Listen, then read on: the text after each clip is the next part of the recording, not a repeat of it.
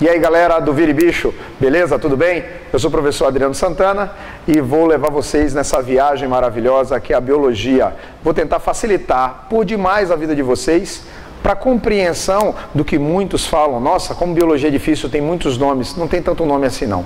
Fica tranquilo, tá? Você não precisa ficar preocupado com tantos nomes, eu tenho que decorar. Não, com o tempo você vai exercitando e vai aprendendo tudo isso. O nosso segredo aqui do Vira e Bicho não é adivinhar o que mais cai nas suas provas e concurso, e sim ensinar para você tudo o que pode cair. E aí a gente tem certeza que você, que é dedicado, que é aplicado, vai se dar muito bem, ok? Hoje a gente vai falar de célula. Célula, que é a unidade funcional, fisiológica de qualquer ser vivo. Como surgiu a ideia da célula? Bom, célula todo mundo sabe que é uma estrutura microscópica. Hoje, para a gente pensar nisso, é muito confortável. Parece até que o pessoal de antigamente era meio tapado. Não. É que hoje nós temos microscopia, temos as fotografias, temos todo um avanço tecnológico que é muito interessante para a constituição das células. O que eu posso dizer para vocês? Com o surgimento do microscópio, esse mundo micro se tornou muito especulado. Cientistas do mundo inteiro partiram para descobrir, para fuçar bem a respeito desse novo mundo. E daí saem até novos questionamentos que rebatem a ideia da abiogênese, que é uma aula que a gente vai falar mais para frente, certo? Bom, hoje eu tenho que pensar, quando surgiu esse microscópio e há quanto tempo isso tudo foi descoberto? Tem mais ou menos 400 anos. 400 anos foi que surgiu a ideia do primeiro microscópio. Foram duas pessoas, dois holandeses, um pai e um filho, que foram especulando, botaram lentes, eles tinham uma ótica, né? Eles faziam óculos e aí desenvolveram uma lente com uma certa angularidade potente, com reflexão de luz, para tentar visualizar algo bem menor. Com essa ideia, isso foi revolucionando, as coisas foram acontecendo, até que foi incumbido ao senhor Robert Hooke, um cara fantástico, um cientista muito renomado, e esse fez o quê? Desenvolveu uma microscopia com duas lentes e luz. Eis que surge um microscópio que não é mais tão simples para uma microscopia mais composta. Esse microscópio ajudou a enxergar o que parecia ser invisível. Robert Hooke primeiro cortou lâminas de cortiça para analisar como seria feito o tecido de um vegetal. Para quem não sabe, cortiça é aquele material que se faz rolhas de garrafas, né? Garrafa de champanhe, garrafa de vinhos, né? E essas rolhas são feitas com material extraído da casca de algumas árvores, que é a cortiça. Analisando o tecido dessas árvores, Robert Hooke, com lâminas bem finas, ele vê que existe uma inúmera porosidade entre as várias célazinhas, que ele chamou de cells, mas aí vem o nome de cella, aí do latim, que se constituiu célula para a nossa tradução.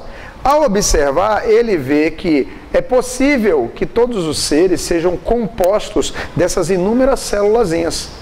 E aí ele lança essa ideia, e essa ideia vai cada vez mais sendo pesquisadas, aprimoradas, até que chega a grande ideia de se montar uma teoria quanto a esse composto, porque não só mais observado em vegetais, também em tecidos animais, e notado que existiam essa estrutura delimitada com uma substância gelatinosa interna. Ao se descobrir a existência da célula, inúmeros cientistas entram com várias descobertas e pesquisas, e aí chegam a um bom senso, a um consenso de como formar a teoria celular. E a teoria celular diz o quê? Por volta de 1838 e 1839, dois pesquisadores, um em cada ano, sugerem a ideia da teoria celular, que dizia que todo ser vivo é formado por célula. Você já de cara vai me perguntar, sim, e o vírus? Ei, o vírus ele precisa de uma célula para que a sua atividade, para que o seu íntimo, o seu material genético seja replicado ali dentro. Ou seja, ele é uma estrutura química que vai ser copiado pela célula e não simplesmente ele é um ser vivo. Tanto é que quando ele não está na célula, ele não tem essa replicação, ele não tem atividade metabólica alguma, né? Então, a primeira ideia é de que todo ser vivo é formado por células. A segunda colocação na teoria celular é de que toda célula é a menor unidade funcional e fisiológica dos seres vivos, de qualquer ser vivo. E uma célula surge sempre de outra pré-existente.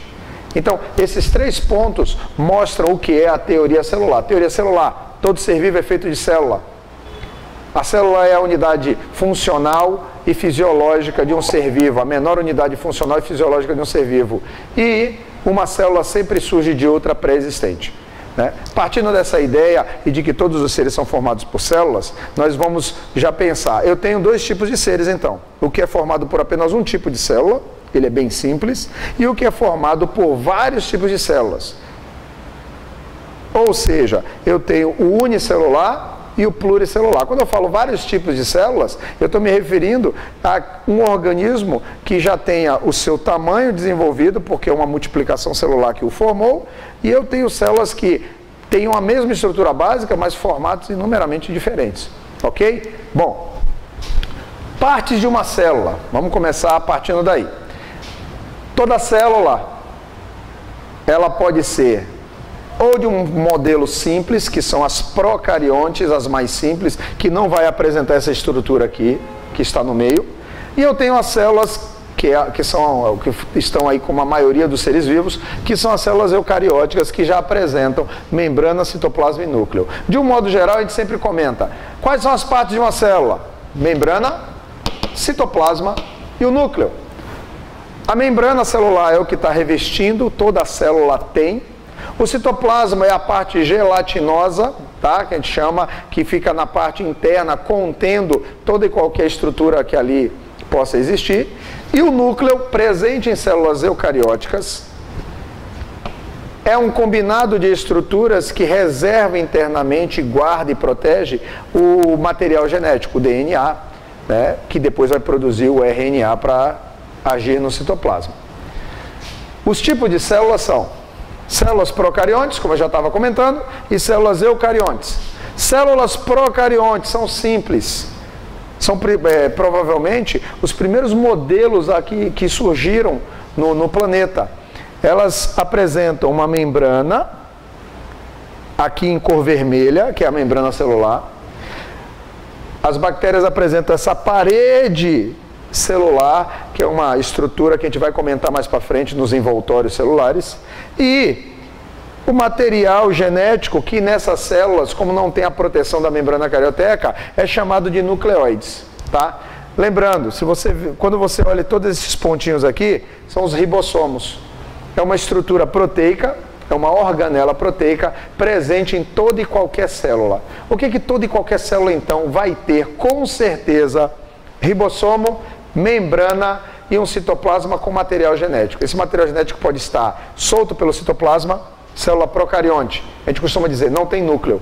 E é verdade, porque o núcleo é uma estrutura formada de material genético, nucleoplasma e a membrana carioteca, que já é existente aqui nos eucariontes. Definição rápida para a célula eucarionte, célula com núcleo. Olha aqui, nós temos a membrana, nós temos o núcleo. Repara que eu fiz com 2 membranas, porque a membrana nuclear, a membrana carioteca, ela é dupla, tá? Eu tenho aqui organelas membranosas que surgem a partir da membrana nuclear, da carioteca, e olha os ribossomos aqui de novo. Célula procarionte sem núcleo, pró-primitiva, carioteca, carioteca primitiva, não existente. Eucarionte, verdadeiro, carioteca, com carioteca verdadeira. Essa é a grande diferença entre as células procariontes e eucariontes.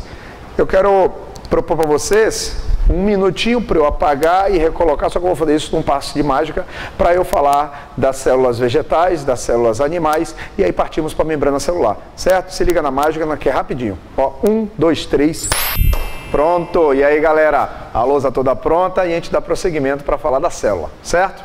Bom, Célula animal e célula vegetal. Temos as duas aqui. O que seriam elas? Quais seriam as principais diferenças? Quando a gente fala célula animal e célula vegetal, não é que só tem para animal e para vegetal. Nós temos para fungos, nós temos para protozoários. É que são os modelos básicos para a gente falar sobre esse prosseguimento de tipos de célula, tá? Vimos a procarionte e a eucarionte. Procarionte, resumidas apenas as bactérias, as arqueas-bactérias e as cianobactérias. São todas sem um núcleo definido. E as eucarióticas todas com núcleos. A partir da eucariótica, nós temos a animal e a vegetal. A animal com o seu núcleo, com suas organelas membranosas e presente em vários seres vivos como protozoários, como em muitos fungos também, não todos, e também nos animais, obviamente. Já a célula vegetal, você vê uma diferença de certa forma grande, quando você olha de fora para dentro. Nós temos aqui, ó, a parede celular. Vou escrever aqui para vocês, ó, parede celular, por ser feita de uma substância muito conhecida por nós, que é um carboidrato, que é a celulose, é também conhecida como parede celulósica, tá? Por dentro a membrana, igual a da animal, algumas organelas membranosas, aqui eu desenho a mitocôndria aqui também, para mostrar que toda célula eucariótica tem mitocôndria. Agora eu desenhei aqui, ó, um vacúolo bem desenvolvido. As células animais também podem apresentar vacúolos, mas um vacúolo bem desenvolvido só na célula vegetal, tá? E ribossomos que possuem nas duas, né? Então de cara, a grande diferença, parede celular, o vacúolo bem desenvolvido. A presença de centríolos ou não vai variar de vegetais de pequeno porte para vegetais de grande porte. Isso a gente vai comentar em outros conteúdos mais para frente, quando a gente chegar em reino animal, reino vegetal, ok? Então vamos lá. Partindo dessa ideia final, que temos também células animais e células vegetais, vamos conhecer o íntimo da célula, porque a nossa ideia agora é partir para conhecermos a célula. Nós vamos falar da primeira parte de uma célula, não é membrana, citoplasma e núcleo, então a gente vai falar da membrana celular. Aqui nós temos a membrana celular. A membrana celular, se você olhar, vocês desculpem, o desenho não foi feito meio rápido, eu estava um pouquinho sem tempo, tá? Que eu não sei desenhar muito bem. Mentira, eu desenho pra caramba, tá? Que eu tô ligado. Essa membrana celular, eu faço um desenho para te chamar a atenção quanto ao moderno formato chamado de mosaico fluido. Bom, como é que chegamos a isso? A microscopia, lembra que era simples, depois lentes compostas e uma fotótica, uma microscopia à base de luz. Essa foi desenvolvida e conseguia enxergar inúmeros tipos de células. Dava para ver que na célula tinha uma membrana, o citoplasma e o núcleo, mas não dava para ver lá dentro da célula. Não dava para ter exatidão do que existia. Eis que o avanço tecnológico proporcionou o desenvolvimento do microscópio eletrônico. E para enxergar membrana, para enxergar organelas celulares, para enxergar materiais genéticos, para enxergar até átomos, nós temos a ideia da microscopia eletrônica. A microscopia eletrônica, baseada, de uma maneira rápida falando, de feixes de elétrons que acabam tirando uma fotografia, como se fosse quase um raio-x, né? Uma fotografia da estrutura a ser observada. Depois você vai observar aquela imagem com exatidão. Foi notado que a membrana celular, ela era uma estrutura assim, com duas partes nas bordas externas e internas, e aqui no meio um recheio. E aí vamos analisar, vamos especular. Foram especulando até que conseguiram notar a presença dessa estrutura, o fosfolipídio. Esse fosfolipídio, pensa, ele tem regiões que se dão bem com a água, é a região chamada hidrofílica, filia, afinidade, e uma região que é a parte do lipídio que é hidrofóbica, fobia, repulsão.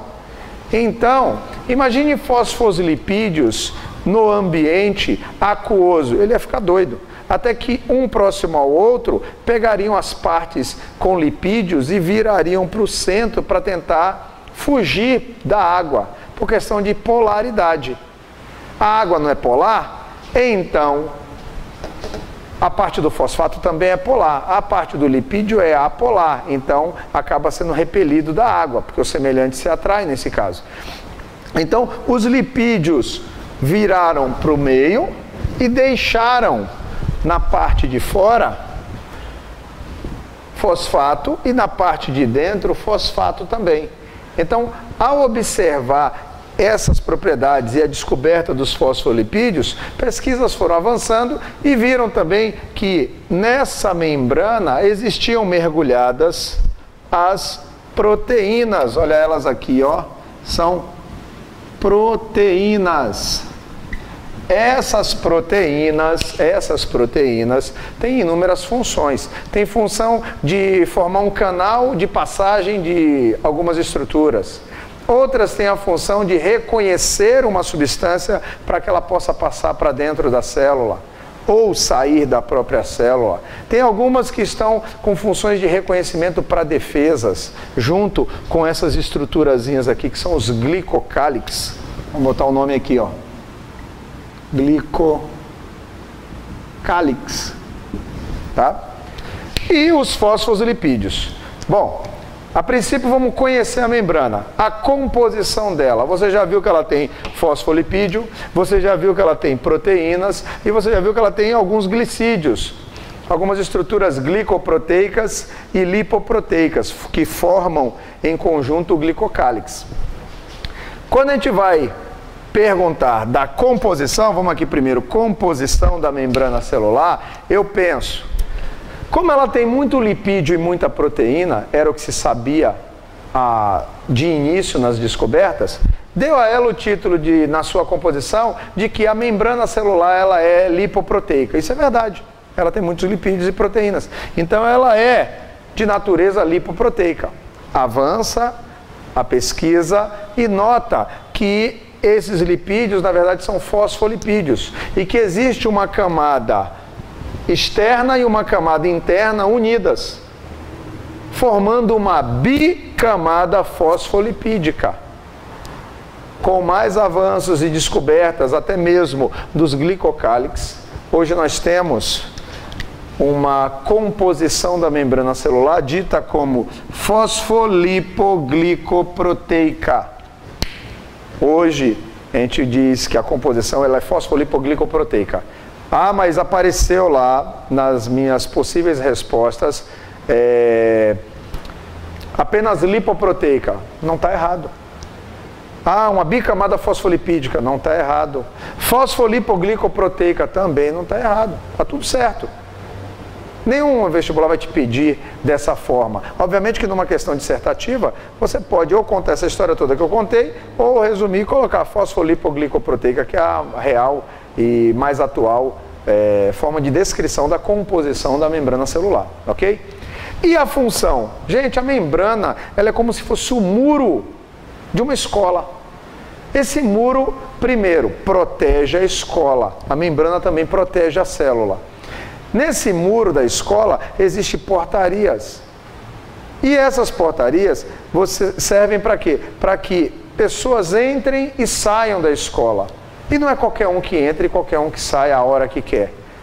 Então essas portarias servem para fazer o controle. Quem seriam essas portarias? Seriam as proteínas. Quem seria o grande muro? Seriam as bicamadas fosfolipídicas. Quem faria muitos dos reconhecimentos? Além das proteínas, os glicocálix. Então eu tenho hoje a membrana celular como uma grande protetora e controladora de tudo que vai entrar e sair da célula. É como está aqui, ó, controla a entrada e saída de substâncias na célula. Ou simplesmente ela cria a permeabilidade seletiva. Ela seleciona o que vai passar através, o que vai permear através da membrana, ok? Então, nós temos aqui os tipos de célula e a primeira parte que é a membrana celular. Mas a membrana celular não para aqui. A membrana celular tem muito mais funções, né? e muito mais características. E é o que a gente vai falar agora. Falei da função, falei da composição, mas agora a gente vai falar de algumas características específicas que a membrana celular apresenta, como os processos de endocitose e exocitose, né? E o processo de osmose e difusão. Ok? Aquela mágica rápida, 1, 2, 3, tá aí. A nova lousa, agora tratando do transporte passivo e do transporte ativo, tá? Gente, entende uma coisa, isso aqui é muito simples e eu vou precisar do teu raciocínio lógico, eu vou precisar da sua atenção, eu vou dar alguns exemplos do nosso dia a dia e você vai ver como é muito simples aprender sobre osmose e difusão. Veja só, transporte passivo é aquele que a gente comentou, não tem gasto de energia. Transporte ativo é aquele que já tem um gasto considerável de energia, tá? Transporte passivo, nós temos a osmose, que a gente comentou, que é transporte de solvente, quem está sendo transportado na osmose é o solvente, e nós temos a difusão. A difusão, quem é que está sendo transportado? O soluto. Ó, soluto, ok? Professor, os dois exemplos podem acontecer ao mesmo tempo? Sim, filho, claro que sim. Pode estar rolando osmose e ao mesmo tempo pode estar acontecendo um processo de difusão, tá? Vamos começar por osmose. O que você precisa saber para compreender bem? Alguns termos são importantes. Existem termos que se fala de tonicidade. Tonicidade é a quantidade de soluto, de sal, vamos pensar assim, dentro de uma substância. Primeiro, para eu saber se um lado está mais concentrado que o outro, eu preciso sempre usar essa parte comparativa. Eu não posso chegar em um copo água com sal e falar, nossa, como está concentrado. Está concentrado comparado a quem? Esse copo, comparado com esse, está muito mais concentrado. É como você colocar 2 jarras de 1 litro de água. Na primeira jarra você coloca um pacote de suco artificial em pó. Sabor uva, já para ficar naquela cor meio roxa. No outro pote você coloca 5 pacotes desse suco artificial em pó. Qual vai estar mais concentrado? Obviamente que o que estiver desse lado, em comparação a esse. Às vezes você tomou esse aqui e falou, nossa, como está concentrado, comparado a qual? Comparado ao que você sempre já tomou outras vezes, que não estava tão concentrado quanto este. Então, concentração ela é comparativa. Quando está muito concentrado, está muito tônico, está hipertônico, hiperconcentrado. Tá com muito soluto. Quando está pouco concentrado, está hipotônico, baixa concentração. Hiper, alta, hipo, baixa.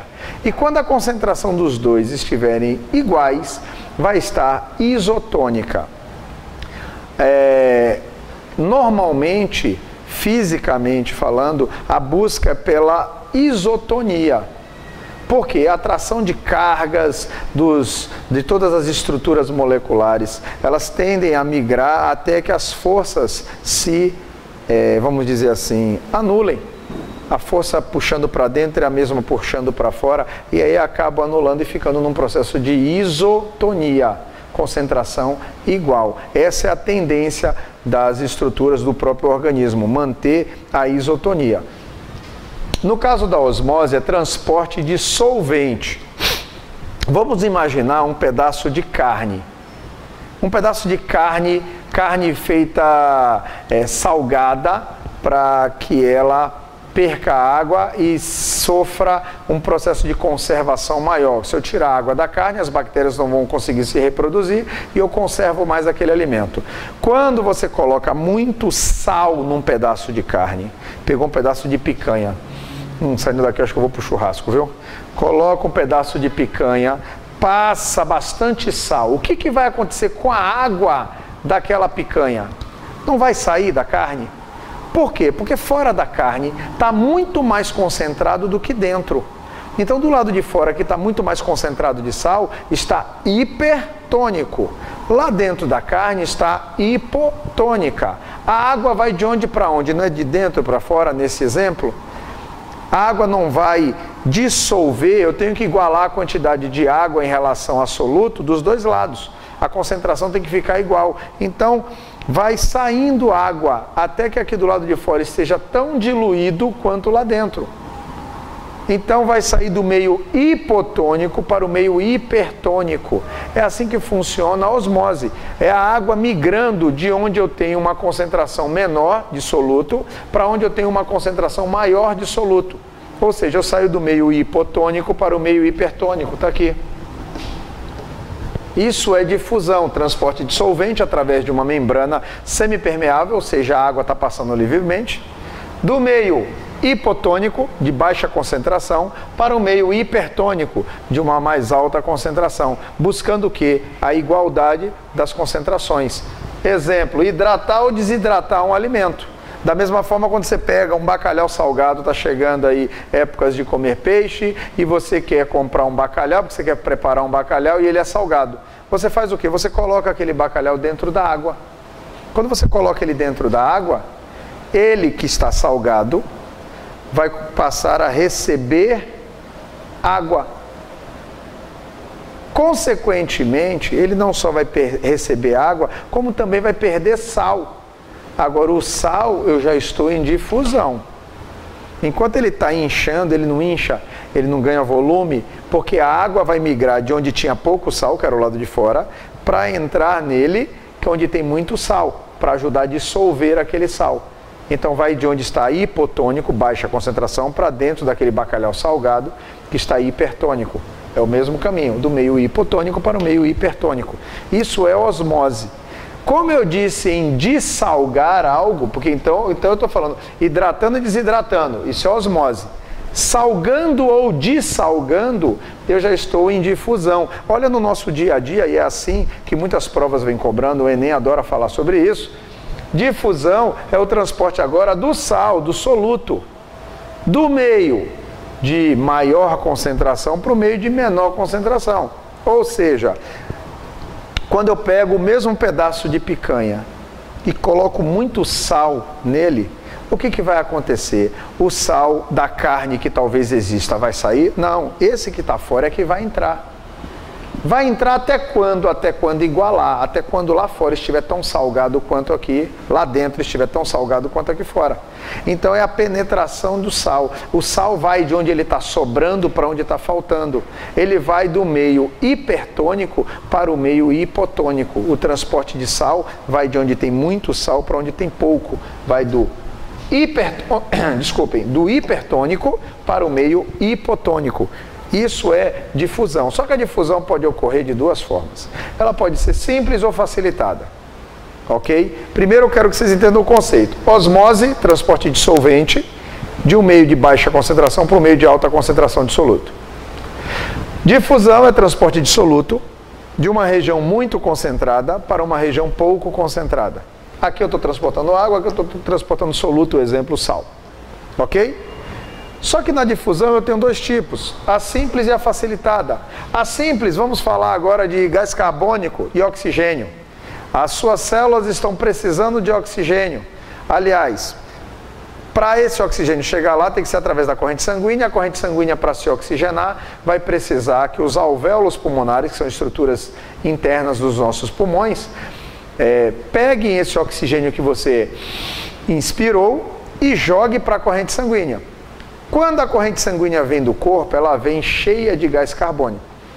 Ela passa pelo coração, o coração joga para os pulmões. Está cheio de gás carbônico.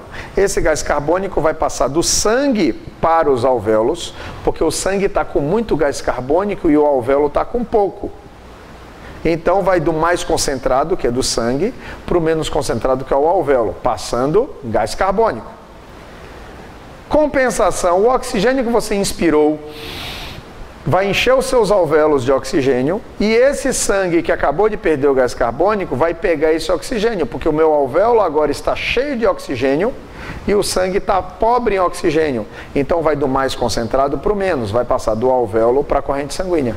E aí a corrente sanguínea se responsabiliza por levar para todas as células do corpo. Então o que eu quero te mostrar é que nesse momento aí em que rolou uma difusão, essa difusão não dependeu de nenhuma proteína existente na membrana. O oxigênio e o gás carbônico passa livremente. E por passar livremente pela membrana, eu chamo de uma difusão simples. É como você pingar um pouquinho de leite numa bacia com café. Essa gotícula de leite vai penetrar e vai diluindo até que aquele café fique todo diluído. Ela vai migrando para as regiões. Essa gotinha vai se espalhando pelas regiões. Esses íons do leite vão se espalhando pelos íons do café até se difundir. Por quê? Porque aquela gotinha de leite estava muito concentrada, ela precisa se espalhar. Por quê? Porque o café vai atraindo, as moléculas do café vão atraindo até que ela diluiu, né? E ficou todo naquela cor que era o branco do leite com o preto do café, ficou o marrom. Então, a difusão simples é quando a substância migra da região mais concentrada para as regiões menos concentradas. O mesmo exemplo é uma gota de tinta num balde d'água. A gota de tinta está muito concentrada, mas vai diluindo aos poucos. De região para região, sem a intervenção de nenhuma proteína, a gente chama de difusão simples. Já a difusão facilitada, ela também vai ocorrer do meio hipertônico para o hipotônico, do meio de maior concentração para o meio de menor concentração. Só que ela vai passar através de uma membrana, ou de uma proteína. As proteínas existentes na membrana são proteínas facilitadoras. Não tem gasto de energia algum, mas para aquela estrutura entrar, precisa ser reconhecido pela proteína. A proteína abre e passa. Só que está vindo de um local onde tem muita substância para passar para um local de pouca substância. A gente costuma dizer que isso é a favor do gradiente de concentração, do mais concentrado para o menos concentrado. Quando ocorre assim, não tem gasto de energia. E se utilizou uma proteína facilitadora, é uma difusão facilitada. Ambas do meio hipertônico para o hipotônico, tá? Isso é difusão simples e facilitada, isso é osmose. Já tratando então dessa parte de difusão e osmose, a gente explica os famosos meios de concentração. Acreditem, isso aparece todo ano em várias provas de concursos, das provas da sua escola, nas provas do Enem. Então, olha o que vai acontecendo aqui. Esse copo e esse copo, copo número 1, copo número 2 e copo número 3, apresentam em seu interior um líquido de diferentes concentrações. O líquido que tem nesse copo é diferente do líquido que está nesse copo, que é diferente do líquido que está nesse copo. Dentro de cada um dos copos foi colocada uma hemácia de um mesmo organismo. No primeiro copo, a hemácia não sofreu deformação alguma. No primeiro copo, mostra que a concentração dentro da hemácia é igual à concentração do líquido que tem no copo. Se as concentrações são iguais, essa hemácia foi mergulhada em um líquido de concentração igual à dela. Ela foi mergulhada em um líquido isotônico a ela, de mesma concentração, iso, de igual concentração. Então não decora, a hemácia não deformou, é isotônica. Não decora, porque a pergunta pode vir invertida. Então, a pergunta aqui é, essa hemácia foi mergulhada em qual tipo de solução? Em uma solução de igual tonicidade a dela, isotônica. Já nesse segundo copo, olha o que aconteceu com a hemácia. Ela plasmolizou, ela murchou. Ao murchar, ela perde água. Vocês sabem que osmose, a água vai do hipotônico para o hipertônico. Ou seja, quando é que a carne desidrata? Quando é que a hemácia desidrata? Quando eu tenho muito sal fora. Quando do lado de fora está muito concentrado. Então, essa hemácia foi mergulhada em uma substância de maior concentração que a dela. A concentração onde ela foi mergulhada estava muito concentrada. Estava hipertônica. Então, essa hemácia foi mergulhada em uma solução de maior tonicidade que a dela. O meio externo estava mais concentrado que o meio interno. Por isso que a estrutura murchou, perdeu água. Tá? Porque a água vai sempre do hipotônico para o hipertônico. Já no terceiro copo, a água, ao invés de sair, ela entrou na hemácia. Porque a água sempre faz o caminho do hipotônico para o hipertônico. O que significa isso? Que aqui dentro existia uma concentração maior do que aqui fora. Por isso que a água saiu do hipotônico e foi para o hipertônico. Nesse momento aqui, eu digo que a célula ficou túrgida. Porque quando ela incha, é porque a água está entrando.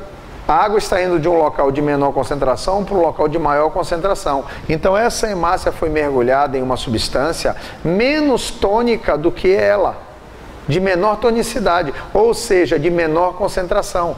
Essa hemácia foi mergulhada em uma solução de baixa hipotônica concentração. Ok?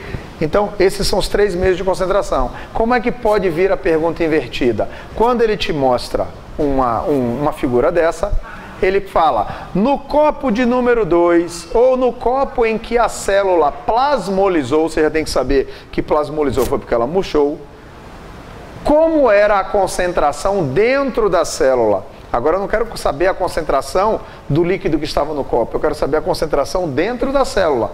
Aí eu vou te dizer, se aqui fora estava muito concentrado, ela murchou, porque ela foi colocada em uma substância muito concentrada hipertônica, é porque lá dentro estava menos concentrado. Então dentro da hemácia estava hipotônica. Então não é para você decorar, é para você raciocinar. E assim você não erra uma, certo? Então isso aqui é para finalizar, para exemplificar como é que o processo de osmose pode aparecer. Pode aparecer falando da desidratação de um alimento, método de conservação por desidratação. Se está desidratando, está movimentando água, é osmose. Tá? Ou se eu estou salgando o alimento. Quando você salga a sopa, provou, está salgada, você faz o quê? Você joga batata. Corta a batata e joga ali dentro para cozinhar. O que vai acontecer com aquele sal? A batata que tem baixa concentração de sal vai chupar o sal todo do líquido da sopa. Você acaba de salvar seu prato, tá vendo? Vira-bicho também é culinária, viu? Eu vou ensinar para vocês depois algumas coisas. Transporte ativo, gente, olha, ele não é difícil. Transporte ativo significa com gasto de ATP, com gasto considerável de energia. Enquanto na difusão eu tenho a passagem de soluto do meio de maior concentração para o meio de menor concentração, que é o normal, sair de onde está cheio para onde está vazio. No caso da bomba de íons, no caso do transporte ativo, é o contrário.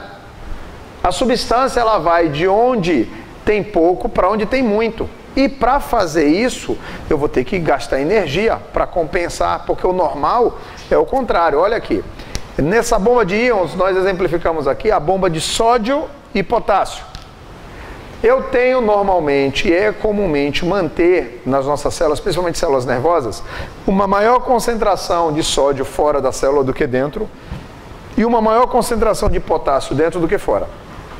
Isso é para o bom funcionamento da célula, é um processo adaptativo que a célula funciona bem assim. Quando a gente chega em tecido nervoso, a gente fala das questões de despolarizar e repolarizar. Mas olha aqui, para normalmente as coisas funcionarem, o sódio tem que entrar na célula. Ele vai do mais concentrado para o menos, isso é o normal, isso é difusão. E o potássio tem que sair da célula. É o normal também, do mais concentrado para o menos. Do mais concentrado para o menos. Só que a célula não quer assim, não funciona bem assim. Aí o que eu tenho? Aqui na membrana eu tenho uma proteína que realiza um processo chamado bombeamento de íons. Toda vez que o sódio entra e aumenta a concentração de sódio aqui dentro, automaticamente ele é expelido da célula. Toda vez que o potássio sai, automaticamente ele é introduzido na célula. Então o que vai acontecer? Eu sempre vou ter que jogar do menos concentrado para o mais concentrado, do menos concentrado para o mais concentrado, para igualar, para deixar satisfatórios os processos de concentrações dentro e fora da célula, quanto ao requisito da célula, porque tem a ver muito com a quantidade de sódio e potássio. Como elas são desproporcionais, eu preciso fazer um equilíbrio nisso. E aí entra em ação a bomba de íons, que é essa proteína aqui, ó. que é conhecida como bomba de íons. Nesse caso, bomba de sódio e potássio, que vai jogar o sódio de uma região mais concentrada para uma menos concentrada, não. Isso aí é difusão. Mas vai jogar ele agora do menos concentrado para o mais concentrado. Esse aqui é o trabalho da bomba de íons, jogar do menos concentrado para o mais concentrado, ou seja, contra a lógica, contra o gradiente de concentração, e jogar o potássio do menos concentrado também para o mais concentrado, tá? Esse trabalho ocorre em alguns tipos de célula, chamado de bomba de íons, ok? Ficou alguma dúvida? Eu acredito que não. Você, de qualquer forma, vai pegar, vai dar uma reforçada, vai resolver algumas de nossas questões, né, para dar um prosseguimento. Numa recapitulação, transportes passivos, osmose e difusão. Osmose, transporte de solvente, difusão, transporte de soluto. Difusão eu tenho do tipo simples e facilitada. Tipo simples, passagem de gás carbônico e oxigênio dos alvéolos pulmonares para o sangue. Entrada e saída de oxigênio e gás carbônico na célula. São difusões simples. Difusão facilitada, a entrada de glicose na célula. A glicose vem de onde está mais concentrado para onde está menos concentrado. Quando entra na célula, ela é transformada e utilizada, então sempre vai entrar glicose. Mas aí eu preciso de uma proteína que vai reconhecer e deixar ela passar livremente. É uma difusão facilitada, ok? Os exemplos são meios de concentrações isotônico de igual concentração, não ocorre deformação na hemácia. Hipertônico, essa hemácia foi colocada em uma substância muito concentrada e por isso ela plasmolizou, ela murchou. E hipotônica, essa hemácia foi colocada em uma solução de menor concentração a dela, por isso que ela absorveu água e inchou, ok? Transporte ativo, o conhecido clássico bomba de íons, no caso bomba de sódio e potássio, que é quando o soluto, tá? Transporte também de soluto, é feito contra o gradiente de concentração, contra a lógica. Ao invés de ser igual a difusão do mais concentrado para o menos concentrado, não. Aqui na bomba de íons, no transporte ativo, é do menos concentrado para o mais concentrado, do meio hipotônico para o meio hipertônico, ok? Espero que vocês tenham gostado. Por isso, falamos hoje então de transporte da membrana e aí vamos emendar, né, e concluir em outras aulas citoplasma celular, falando um pouco de todas as organelas e depois o núcleo celular. Ok, galera? Então é o seguinte, a tua ideia é virar bicho, então vem com a gente. Vire Bicho é o site que vai fazer você se transformar naquele bicho que depois vai ser veterano e aí a tua vida segue. Obrigado, professor Adriano Santana. Biologia é fácil. Valeu, fui!